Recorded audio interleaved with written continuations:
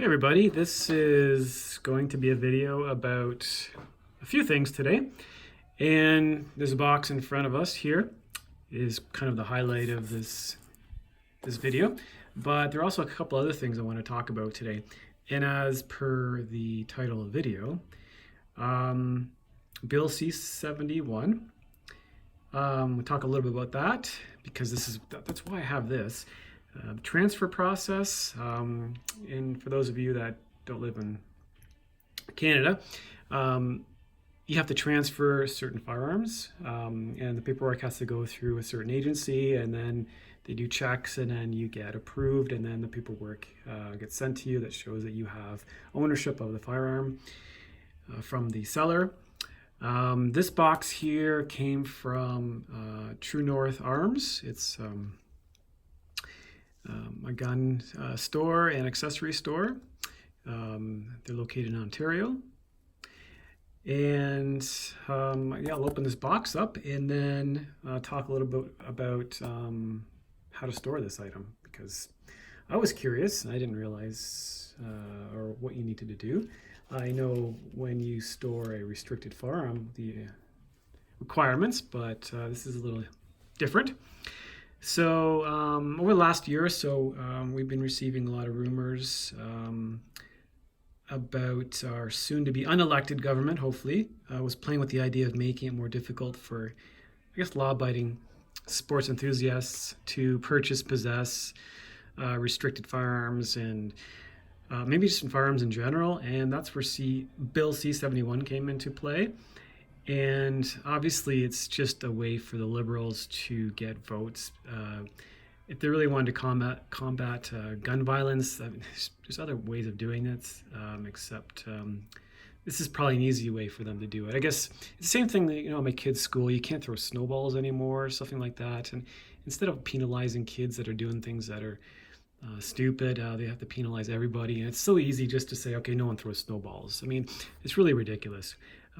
We live in such I guess, a bubble wrap society, but that's what we live, so we got to put up with it. As of this video, the bill C71 is waiting royal assent.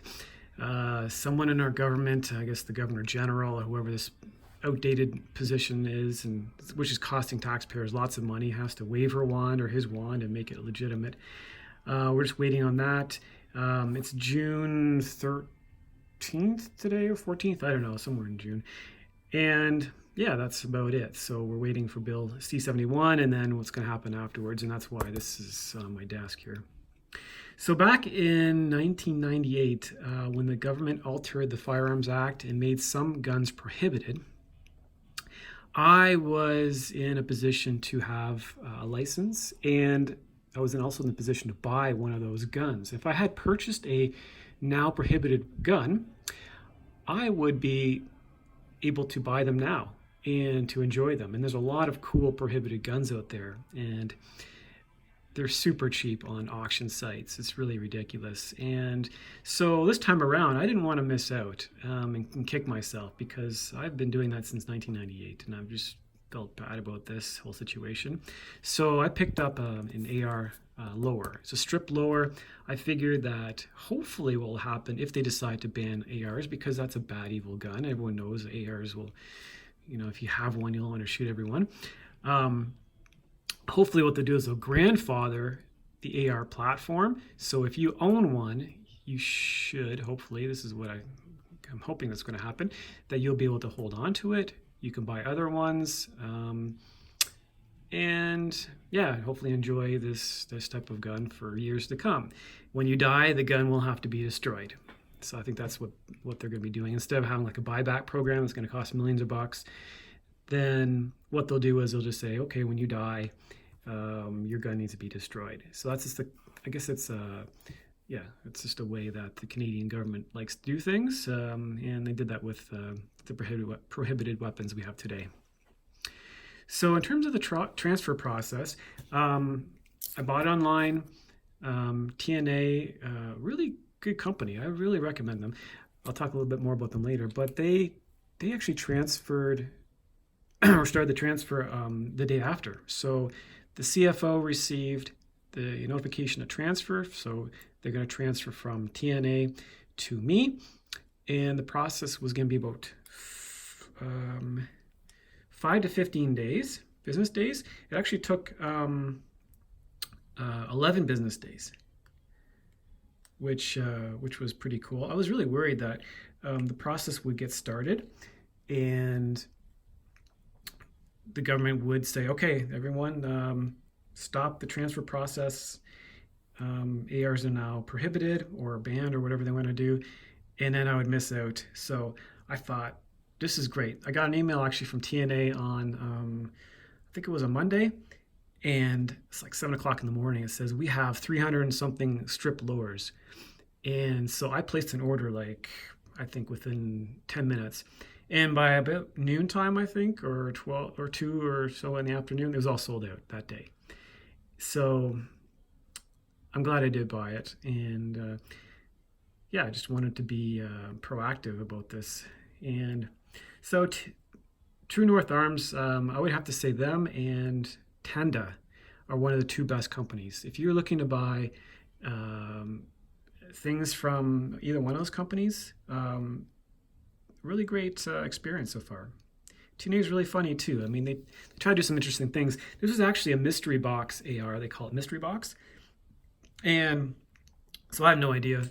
I didn't have any idea what I was getting, but I had called the CFO or RCMP, I don't know, I got transferred anyway, and asked them if there's any updates. And I really recommend, if you guys and girls out there have started the process of transferring a firearm, call them, making sure that there's nothing outstanding. Because if they input like your PAL wrong, PAL number, then they could be just sitting on it and you would have no way of knowing, because I don't think they're going to be calling everybody. So give them a quick call. They're nice people to talk to. Just ask if there's anything holding it up. And if not, thank you very much. Be polite, because yeah, there are nice people there.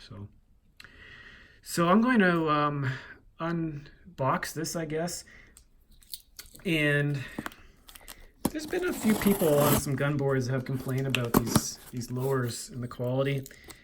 I already know what it is because they told me when I called to find out if there's any issues with the transfer process. But I don't really care like what lower this is. I probably don't even plan on using this. This is like my insurance policy, so I wanted the cheapest lower I could find, and this one was $100, and shipping was like $7 or $8 or whatever. And you can't go wrong for securing something that you can use with the next. Well, for me, it's less than some other people, but some people can use this for like maybe 50 years. Shooting. So I figure I buy it now, hold on to it when I'm ready to start building my AR, which I'm actually going to start doing soon. I have a tentative plan. I call it my 5-year AR plan. I know it's a long time, but I really want to enjoy the process and I want to build it from ground up. And I don't want to be buying any kits if possible. I just want to be building everything from ground up and learning about the process. So I got a spreadsheet with all the different parts and components, costs, and everything. So every year, I think I'll probably have about around $600 or so to spend. And it sounds like quite a bit, but when you start getting into some of the higher end stuff, some of the triggers and things that can cost up to $300 just for the trigger assembly, I believe that 5 years is probably going to be time frame or less. So I've talked quite a bit, and you probably just want me to shut up and open this box. So,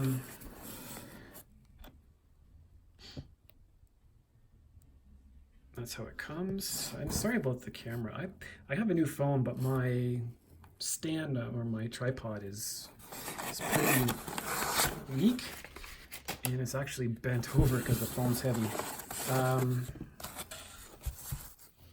Let's see what we got here.